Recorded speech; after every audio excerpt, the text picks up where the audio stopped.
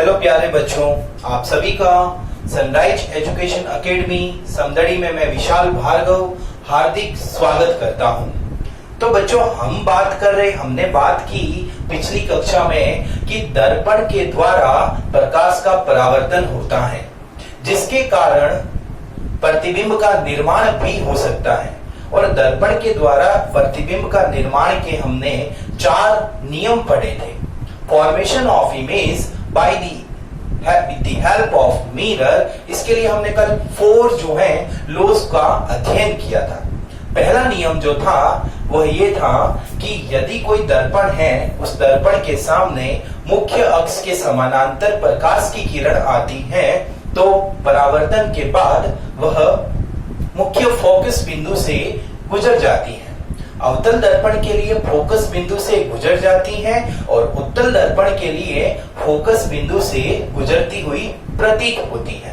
तो कीवर्ड क्या है? समांतर आई, फोकस से गुजरी। दूसरा जो नियम था वो ये था कि यदि कोई लाइट रे फोकस बिंदु से आती है, मतलब फोकस पॉइंट से इंसिडेंट रे है, वो दर्पण से टकराएगी तो वह मुख्य अक्ष के समानांतर चली जाती है। तो यहां हम कह सकते हैं, उत्तल दर्पण की बात करें तो मुख्य फोकस बिंदु से आती हुई प्रतीत होती है। तो हमने दोनों चीजों को देखा था कल। फिर तीसरी बात की थी, यदि कोई प्रकाश की किरण वक्रता केंद्र सेंटर ऑफ कर्वेचर C से आती है तो परावर्तन के बाद उसी रास्ते वापस लौट जाती है, या फिर C से आती हुई प्रतीत होती है तो परावर्तन के बाद उसी दिशा में लौट जाती है। चौथी बात हमने देखा था कि यदि किसी दर्पण के ध्रुव पर कोई किरण आपतित होती है तो जो मुख्य अक्ष के साथ जितना कोण बनाएगी उसकी तिर्यक दिशा में उतना ही कोण बनाते हुए वापस लौट जाएगी। इन चारों नियमों को हम उपयोग में कर लेते हुए अवतल दर्पण से प्रतिबिंब का निर्माण करेंगे। तो अवतल दर्पण से प्रतिबिंब का निर्माण शुरू करते हैं हम कॉनकेव मिरर से इमेज का फॉर्मेशन। तो हम सबसे पहले ऑब्जेक्ट को 6 स्थितियों में रखते हैं। वस्तु को हम 6 स्थितियों में रखते हैं। आपको ध्यान रखना है वो 6 स्थिति कौन कौन सी है। पहली स्थिति में हम वस्तु को अनंत पर रखेंगे, इंफिनिटी पर रखेंगे तो उसका जो प्रतिबिंब है वो फोकस बिंदु पर बनता है। चूंकि मैं इन अनंत को जानता नहीं हूं, इसलिए फर्स्ट जो प्रतिबिंब फॉर्मेशन वाला डायग्राम है वो हम नहीं बनाएंगे। बस हमें इतना ध्यान रखना है कि यदि मैं वस्तु को अनंत पे रखता हूं, ऑब्जेक्ट को इंफिनिटी पे रखता हूं, तो उसकी जो इमेज बनती है वो इमेज फोकस बिंदु पे बनती है, बहुत ही छोटी बनती है तथा उल्टी व वास्तविक बनती है, इन्वर्टेड एंड रियल। ये फर्स्ट वाला केस आपको थोड़ा माइंड में रखना है। सेकंड केस की बात करूं तो वस्तु को मैं अनंत से थोड़ा इधर खिसकाऊंगा तो अनंत तथा C के बीच में रखूंगा। तीसरे केस में वस्तु को C पर रखूंगा। चौथे केस में C तथा F के बीच में रखूंगा। पांचवें केस में मैं F पर रखूंगा और छठे केस में F तथा ध्रुव जो है उसके बीच में रखूंगा। तो लास्ट के चारों डायग्राम हैं, मैं आपको समझाते हुए चलता हूं। देखिए ध्यान से। तो फर्स्ट डायग्राम जो है वह वस्तु को अनंत पे रखना, वो मैं नहीं बना सकता क्योंकि मैं इतना महान नहीं हूं कि मैं वस्तु को अनंत पे रख सकूं, मतलब अनंत की खोज मैं नहीं कर सकता। तो हम यहाँ पर अब क्या करते हैं बेटा, अब यहाँ पर हम करते हैं कि वस्तु को अनंत तथा C के बीच में रखते हैं। अवतल दर्पण का डायग्राम बनाना है तो ये मैंने एक अवतल दर्पण बना दिया और इस अवतल दर्पण के यहाँ इस अवतल दर्पण का ये जो है वो ध्रुव है, यहाँ पर फोकस बिंदु है और ये जो है वक्रता केंद्र है और दूर देखें तो यहाँ पर अनंत है। तो सबसे पहले पहला केस जो था हमारा वो क्या था, अनंत पे रखना है। दूसरा केस अनंत तथा C के बीच में रखना है। तीसरा केस C पर, चौथा C व F के बीच में, पांचवा F पर, छठा F और O के बीच में। तो सेकंड केस जो है हमारा वो वस्तु को अनंत तथा C के बीच में रखता हूं। तो इसका फॉर्मेशन करने के लिए हमें पहला नियम पता होना चाहिए। क्या होता है पहला नियम? यदि कोई प्रकाश की किरण, ये जो प्रिंसिपल एक्सिस है, मुख्य अक्ष है, इंसिडेंट रे जो है आपतित किरण मुख्य अक्ष प्रिंसिपल एक्सिस के यदि पैरेलल होती है तो उस केस में वह यहाँ रिफ्लेक्शन होता है, रिफ्लेक्शन के बाद फोकस बिंदु से गुजर जाती है। सेकंड केस, जो सेकंड अपना नियम क्या था कि यदि कोई प्रकाश की किरण फोकस बिंदु से आती है, ये देखो इंसिडेंट रे जो फोकस पॉइंट से आ रही है, तो आफ्टर रिफ्लेक्शन वह प्रिंसिपल एक्सिस के पैरेलल हो जाती है। ये पैरेलल हो गई, समानांतर हो गई, पीछे तो जा नहीं सकती क्योंकि यहाँ पर कलर किया हुआ है। तो इस केस में हम देखते हैं कि जो इमेज बन रही है वो इमेज बेटा हमारी कहाँ बन रही है? सी और एफ के बीच में बन रही है। कब बनती है सी तथा एफ के बीच में? जब, ध्यान से सुनना, कब बनती है सी और एफ के बीच में? जब यहाँ पर ऑब्जेक्ट को इंफिनिटी और सी के बीच में बनाता हूं। तो साथ ही साथ में यहाँ पर टेबल का फॉर्मेशन भी करता हूं, तो मैं यहाँ पर वस्तु की स्थिति लिख देता हूं। वस्तु की स्थिति, जिसको इंग्लिश में क्या बोलेंगे बेटा अपन? Position of object. तो वस्तु की स्थिति सबसे पहले मैंने केस लिया फर्स्ट, इंफिनिटी पर रखी थी, तो उस केस में वस्तु जो है वो मेरी कहां पर मिली थी मुझे? ये वस्तु की स्थिति है। तो अब देखना है प्रतिबिंब की स्थिति। प्रतिबिंब की स्थिति इंग्लिश में क्या बोलेंगे बेटा? Position of image. Position of image. तो इमेज जो बनेगी वो एफ पर बनती है। पहला पॉइंट तो आपको याद ही रखना है। सेकंड केस जो है, अब नेक्स्ट टेबल बनेगी, वो क्या बनेगी? प्रतिबिंब की प्रकृति, मतलब नेचर ऑफ इमेज कि नेचर कैसा होगा इमेज का। तो मैंने बोला बेटा बहुत ही छोटी बनेगी, बहुत छोटी बनेगी। और कैसी बनेगी? उल्टी बनेगी। कैसी बनेगी? उल्टी बनेगी। और जो उल्टी होती है वो हमेशा वास्तविक होती है, मतलब वेरी स्मॉल बनेगी, वेरी स्मॉल बनेगी। और जो वेरी स्मॉल है और साथ में क्या है बेटा? इन्वर्टेड है। क्या है?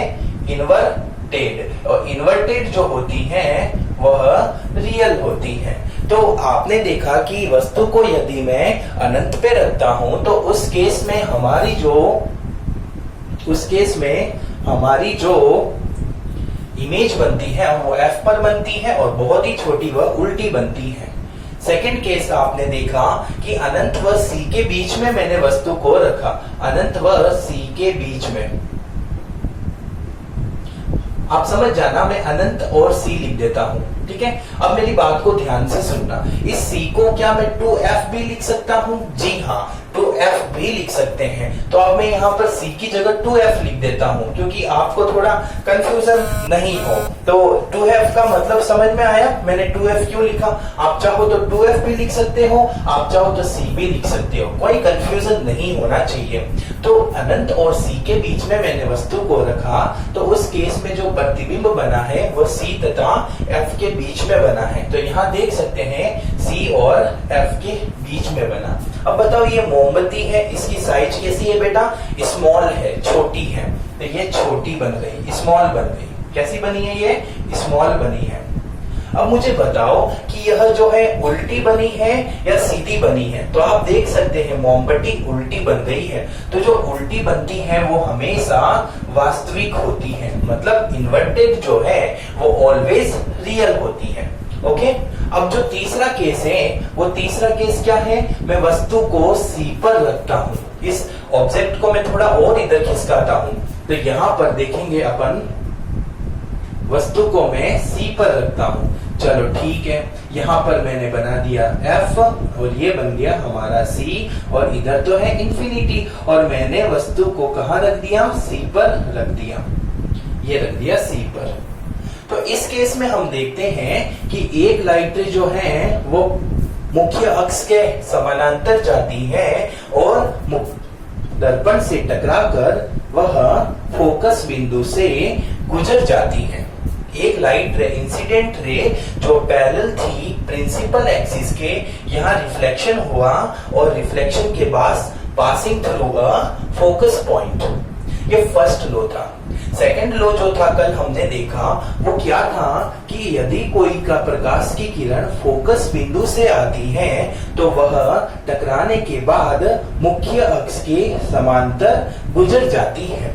तो आप देख सकते हैं यहाँ पर समांतर गुजरी, तो ये दोनों रेखाएं एक दूसरे को यहाँ सी पर ही प्रतिच्छेद कर रही हैं। तो जो मोमबत्ती का निर्माण होगा वह सी पर ही होता है। तो बताओ मुझे इमेज जो बनी वो कहाँ बनी? तो इमेज जो है वह सी पर ही बनी, तो मैंने यहाँ पर सी लिख दिया। अब उसका आकार जो है आप देख सकते हैं दोनों का आकार समान आकार है, सेम साइज है, इसलिए मैंने यहाँ समान लिख दिया। समान आकार बनेगी, सेम साइज बनेगी। और साथ ही साथ यह उल्टी भी बन रही है और वास्तविक भी है।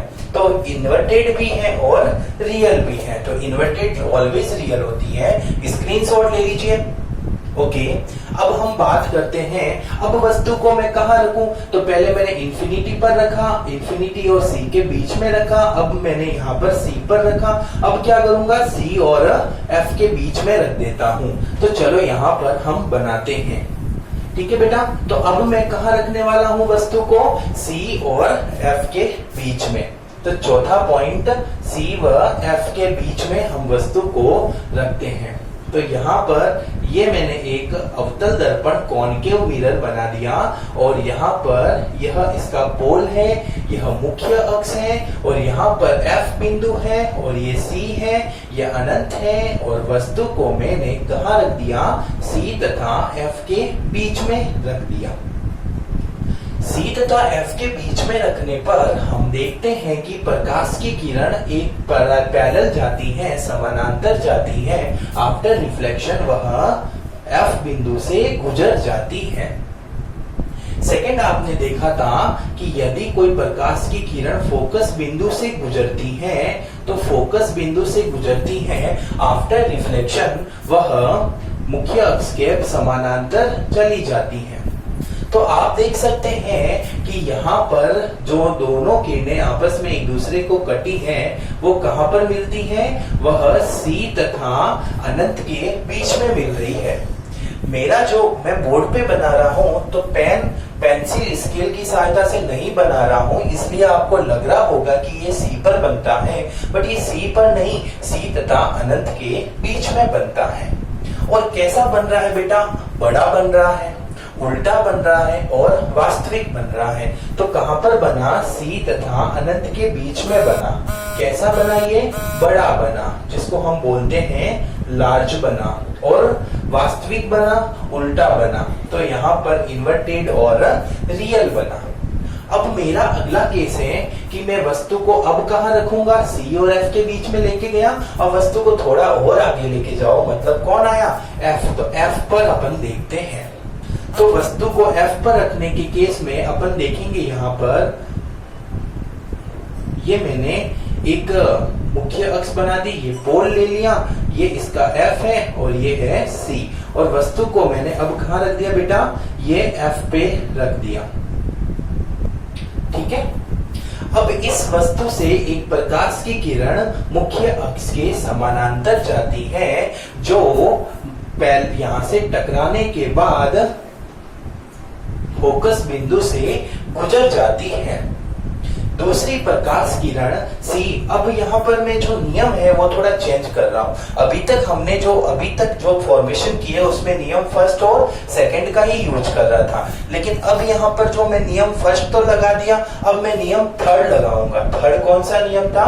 यदि कोई प्रकाश की किरण C वक्रता केंद्र से आती है तो दर्पण से टकराकर उसी दिशा में लौट जाती है। तो यहाँ देखेंगे अपन, यहाँ से यदि प्रकाश की किरण, ये जो है वक्रता केंद्र दिख रहा है, ये वक्रता केंद्र है, तो ये प्रकाश की किरण ऐसा लग रहा है कि वक्रता केंद्र से आ रही है। देखो आती हुई प्रतीत भी तो हो सकती है ना। तो ऐसा लग रहा है कि वक्रता केंद्र से आ रही है और आ रही है, तो जैसे ही यहाँ पर टकराएगी उसी दिशा में लौट जाएगी। तो ये जो है वो ऐसे चली जाती है। और हम जब ये स्केल से बनाएंगे तब हमें लगेगा कि ये दोनों रेखाएं जो हैं, दोनों प्रकाश की किरणें हैं, वो एक दूसरे के समानांतर हैं, पैरेलल हैं। ये दोनों लाइट रे एक दूसरे के पैरेलल हैं, तो क्या ये एक दूसरे को कभी इंटरसेक्ट करेगी? ये दोनों लाइट रे प्रकाश की किरणें एक दूसरे के समानांतर हैं, तो क्या ये कभी एक दूसरे को प्रतिच्छेद करेगी?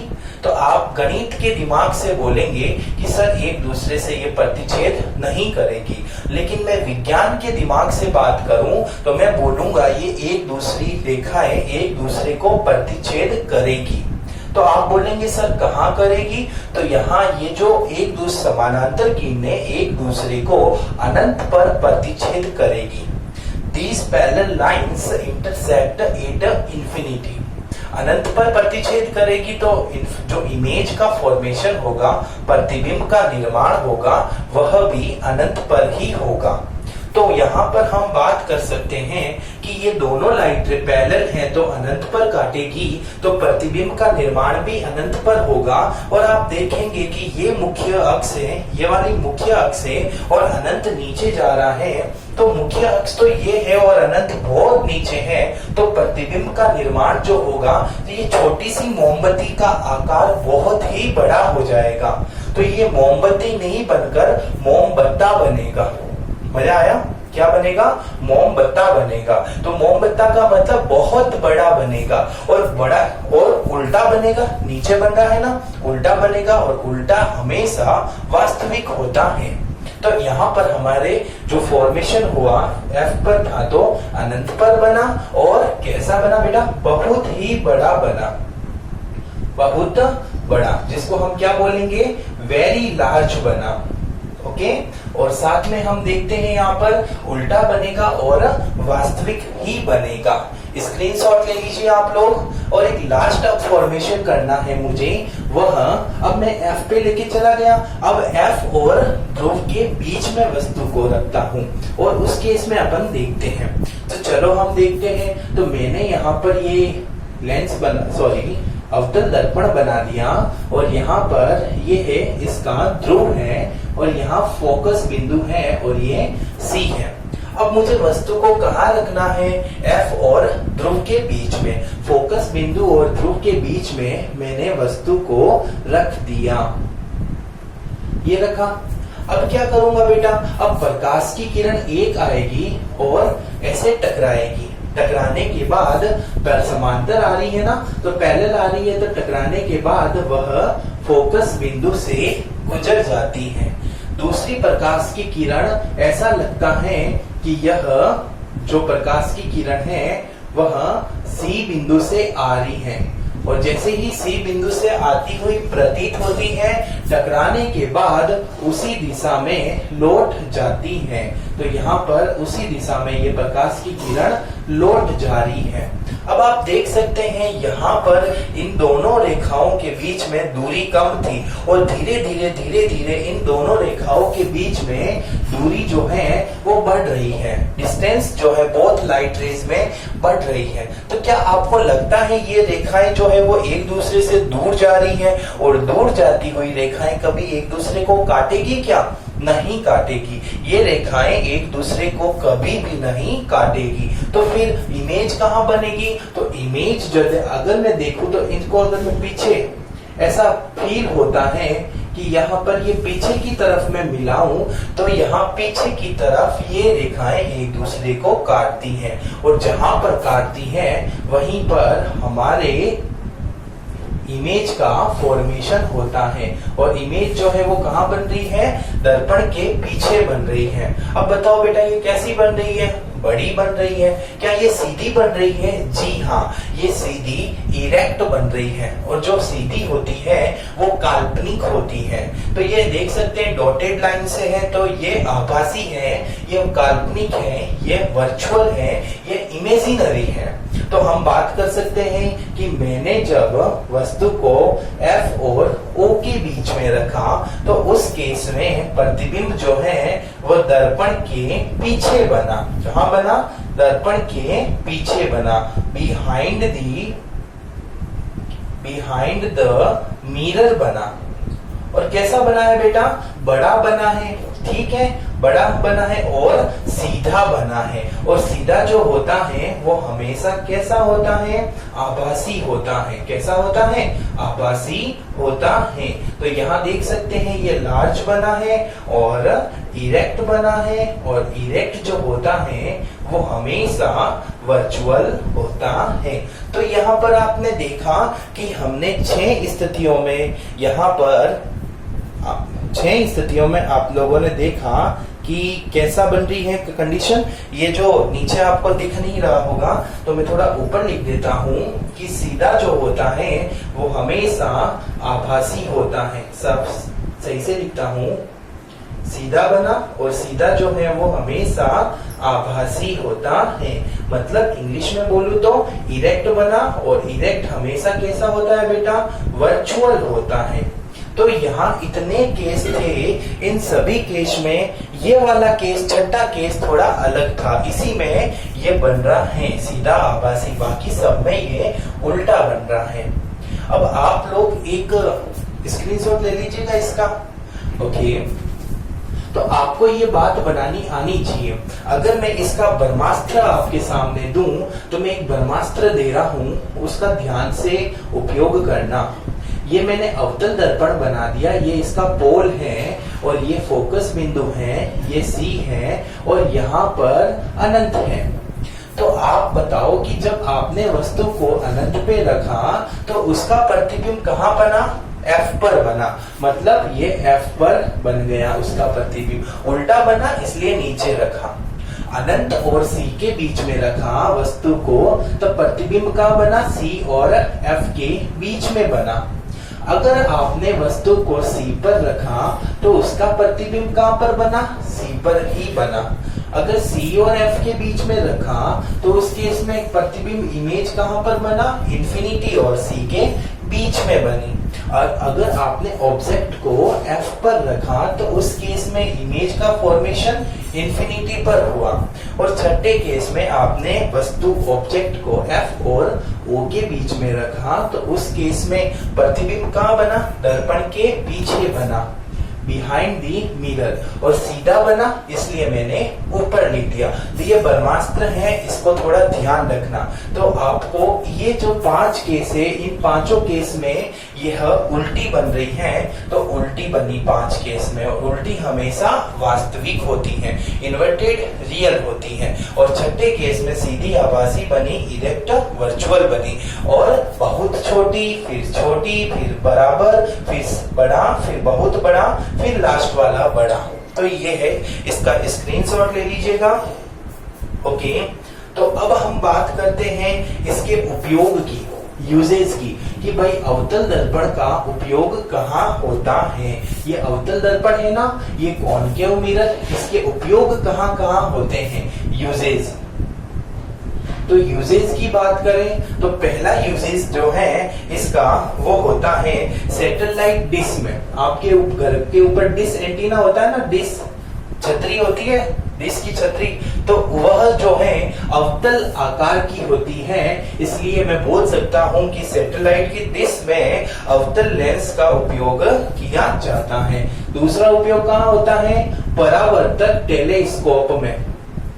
ये टेलीस्कोप क्या होता है? टेलीस्कोप की सहायता से हम दूर दराज की वस्तुओं को देख सकते हैं। तो वो भी कौन सा? परावर्तक, मतलब रिफ्लेक्टिंग टेलीस्कोप में हम किसका यूज करते हैं? हम करते हैं अवतल दर्पण का उपयोग। और कहां पर इसका उपयोग करते हैं? सेविंग दर्पण में। जो नाई बार्बर होता है वह सेविंग दर्पण जो है उसमें इसका उपयोग करता है, सेविंग मिरर में। और अगर बात करें तो मोटर गाड़ियां होती हैं उनकी हेडलाइट में, बेटा ध्यान रखना, यहाँ बच्चे कंफ्यूज हो जाते हैं। मोटर गाड़ियां होती हैं, उनका जो साइड मिरर होता है उसमें तो उत्तल दर्पण का उपयोग करते हैं, अवतल का नहीं करते हैं। लेकिन यदि मोटर गाड़ियों की हेडलाइट की बात करें तो उसमें अवतल दर्पण कॉनकेव मिरर का यूज करते हैं। और कहां पर करते हैं? जो डेंटिस्ट होते हैं, डेंटिस्ट दंत चिकित्सक, वो हमारे मुंह में इसका उपयोग करके ही दांतों का निरीक्षण करते हैं, दांतों की इमेज उस कांच में देखते हैं डेंटिस्ट। तो ये है आपका अवतल दर्पण। तो हमने अवतल दर्पण से निर्माण भी पढ़ा और साथ में हमने इससे इसके उपयोग भी देखे। तो स्क्रीनशॉट ले लीजिएगा। ओके, तो अब हम बात करते हैं दूसरा वाला दर्पण जो है अपना उत्तल दर्पण। तो उत्तल दर्पण से हम प्रतिबिंब का निर्माण करेंगे तथा उसके उपयोग यूजेस को देखेंगे। तो यहाँ अब जो उत्तल दर्पण है तो formation of image by convex mirror, उत्तल दर्पण से प्रतिबिंब का निर्माण। ठीक है बेटा, तो उत्तल दर्पण बना दिया मैंने यहाँ पर, ये उत्तल दर्पण। तो उत्तल दर्पण ये बनाया, ये इसकी क्या है? मुख्य अक्ष प्रिंसिपल एक्सिस है, यहाँ पर ये प्रिंसिपल एक्सिस है और ये इसका ध्रुव बिंदु O है, यहाँ पर F फोकस बिंदु है, C जो है वक्रता केंद्र और इन्फिनिटी। अगर मैं वस्तु को इसमें दो केस में ही रख सकता हूं, या तो मेरी वस्तु जो है वो दूर हो या फिर मेरी वस्तु जो है वह पास हो। वस्तु या तो मेरी दूर होगी या फिर वस्तु मेरी कहां होगी बेटा? पास में होगी। तो मैं दोनों केस आपको समझा देता हूं। तो वस्तु यदि दूर है तो उस केस में ये ऊपर वाला है, तो एक प्रकाश की किरण समानांतर जाती है, मुख्य अक्ष के समानांतर जाती है और वह फोकस बिंदु से गुजरती है या फिर गुजरती हुई प्रतीत होती है। तो यहाँ गुजर तो सकती नहीं है, तो गुजरती हुई प्रतीत होगी। ऐसे लगेगा कि वह गुजर रही है बट वो गुजरती नहीं है। और तीसरा नियम क्या था? यदि कोई लाइट रे सी से आती है या आती हुई प्रतीत होती है तो परावर्तन के पश्चात इस बिंदु से टकराने के बाद वह उसी दिशा में लौट जाएगी। तो बताओ, ये लाइट रे इधर जा रही है, ये लाइट रे इधर जा रही है, ये दोनों कहीं आपस में टकराएगी? नहीं टकराएगी। लेकिन अगर हम काल्पनिक रूप से देखें तो यहाँ टकरा रही है। तो इमेज का फॉर्मेशन कहाँ हो रहा है बेटा? O तथा F के बीच में हो रहा है और छोटी बन रही है, सीधी बन रही है। और सीधी जो होती है वो हमेशा काल्पनिक या फिर आभासी होती है। जो इरेक्ट होती है वो ऑलवेज वर्चुअल या इमेजिनरी होती है। यदि मेरी वस्तु उत्तल दर्पण के पास में रखी हुई है तो इससे जो प्रकाश की किरण मुख्य अक्ष के समानांतर जाती है वह टकराकर या तो F बिंदु से गुजर जाएगी या फिर F से गुजरती हुई प्रतीत होगी। दूसरा जो केस है मेरा वो C वाला है कि यदि कोई प्रकाश की किरण C बिंदु से आती है या आती हुई प्रतीत होती है तो उसी दिशा में वापस लौट जाती है। ये वापस लौट गई। तो ये दोनों भी कहां पर कट रही है? देख सकते हैं आप लोग, O और F के बीच में कट रही है। इमेज छोटी बन रही है और सीधी है तो सीधी हमेशा आभासी होती है। तो कोई भी केस ले लो, हमेशा हमारे जो प्रतिबिंब है, इमेज है, प्रतिबिंब जो है हमारी इमेज है, वह इमेज हमेशा बेटा कहां पर बनेगी? आपके O एंड F के बीच में बनेगी और हमेशा वह छोटी बनेगी और छोटी बनेगी साथ में सीधी बनेगी। और सीधी जो होती है वह कैसी होती है? आभासी होती है। स्मॉल बनेगी और स्मॉल जो है वो इरेक्ट बनेगी और इरेक्ट हमेशा कैसी होती है? वर्चुअल होती है। ओके बच्चों, तो ये होता है आपके दोनों प्रकार में प्रतिबिंब का निर्माण हमने किया और हमने देखा कि यहाँ पर किस प्रकार से प्रतिबिंब बनता है। यदि मैं इसके उपयोग की बात करूं तो उपयोग जो यूजेस हैं वो यूजेस क्या क्या है।